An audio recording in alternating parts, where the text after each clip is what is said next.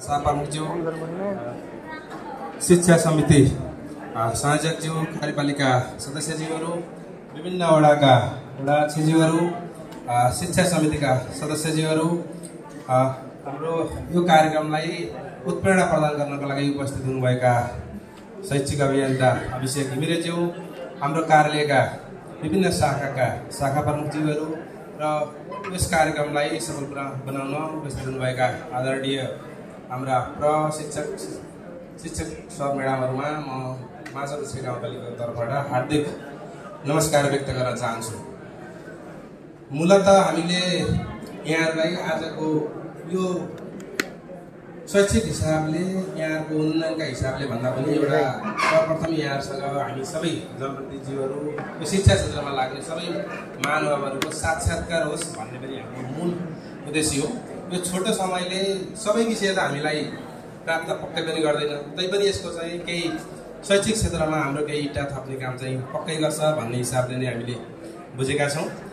माझापुछ्रे गाउँपालिकाको हाम्रो धेरै बजेटका हिसाबले पनि हामी शिक्षा र स्वास्थ्य नै सबैभन्दा बढी छन् र हामीले हाम्रो शिक्षा शाखा प्रमुखज्यूले पनि धेरै कार्यक्रमहरू अघिल्लो वर्षदेखि पनि हेर्दा पनि यहाँका धेरै कार्यक्रमहरू कार्यान्वयन गर्नुहुन्छ। त्यसले पक्कै पनि हाम्रो शिक्षा क्षेत्रलाई अब्बल बनाउनका लागि सफल बनाउनका लागि पक्कै पनि काम गरेको छ भन्ने लाग्छ।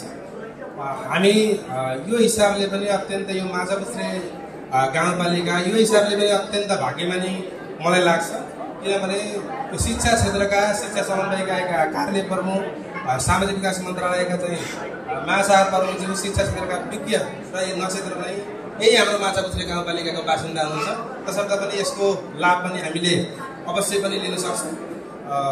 यो शिक्षा क्षेत्रलाई अत्यन्त सकारात्मक हिसाबले अत्यन्त अब्बल हिसाबले अगाडि बढाउन यहाँहरूसँग अथाह क्षमता छ, अथाह सम्भावना छ। त्यो सम्भावनालाई हामीले कसरी हाम्रा विद्यार्थी भाइ बहिनीहरू हाम्रा समाजका हिसाबले कसरी चाहिँ त्यसलाई अगाडि बढाउन सक्छौँ, कसरी प्रोत्साहन गर्न सक्छौँ भन्ने नै हाम्रो अहिलेको अहम भूमिका रहेको छ। तसर्थ हामी धेरै अघि नै हाम्रो अध्यक्षज्यूले पनि भन्यो सामुदायिक विद्यालय र संस्थागत विद्यालयको अलिकति नजर फरक भन्ने विषय छ। म त के भन्छु भने हाम्रा सामुदायिक विद्यालयका शिक्षकहरूसँग अथाह सम्भावना छन्। वास्तवमा भन्ने हो भने संस्थागत विद्यालयका प्रजीहरू हाम्रा शिक्षकज्यूहरूसँग संस्थागत विद्यालयका भन्दा क्षमता कम भएर होइन। तसर्थ त्यो क्षमतालाई यहाँ कसरी प्रयोग गर्नुहुन्छ, कसरी त्यसको लगाव चाहिँ हाम्रा विद्यार्थीहरूलाई प्रसारण गर्नुहुन्छ भन्ने विषय चाहिँ अत्यन्त महत्त्वपूर्ण रहन्छ। हामी शिक्षक चाहिँ विद्यार्थीको नतिजा ल्याउने यसको उपलब्धि हासिल गर्ने हिसाबले मात्रै हामी महत्त्वपूर्ण होइनौँ। हामी चाहिँ के मानेमा पनि महत्त्वपूर्ण हो भने हाम्रा विद्यार्थी भाइ बहिनीहरूको उहाँहरूको व्यवहार उहाँहरूको संस्कार परिवर्तनका हिसाबले पनि हामी अत्यन्त महत्त्वपूर्ण छौँ। हाम्रो समाजका व्यवहारलाई परिवर्तन गर्ने हिसाबले पनि यहाँहरू अत्यन्त महत्त्वपूर्ण महानुभावहरू हुनुहुन्छ। तसर्थ त्यो हिसाबले पनि यहाँले सोचिदिनुहुन्छ भन्ने विषय चाहिँ राख्दै हाम्रो यो कार्यक्रममा यहाँहरूलाई मोटिभेसन गर्नको लागि हाम्रो प्रशिक्षकज्यू उपस्थित हुनुभएको छ।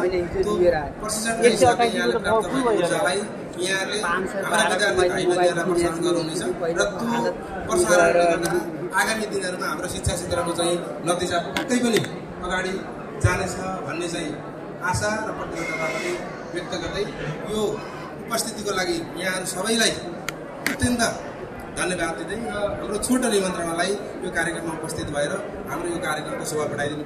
म शिक्षा विकास तथा समन्वय इकाइ कास्कीका प्रमुख एवं सामाजिक विकास मन्त्रालयका महाशाखा प्रमुखजनले पनि विशेष आभार प्रकट गर्दै आजको यो कार्यक्रम यही समापन भएको जानकारी गराउँछु। हस्, नमस्कार।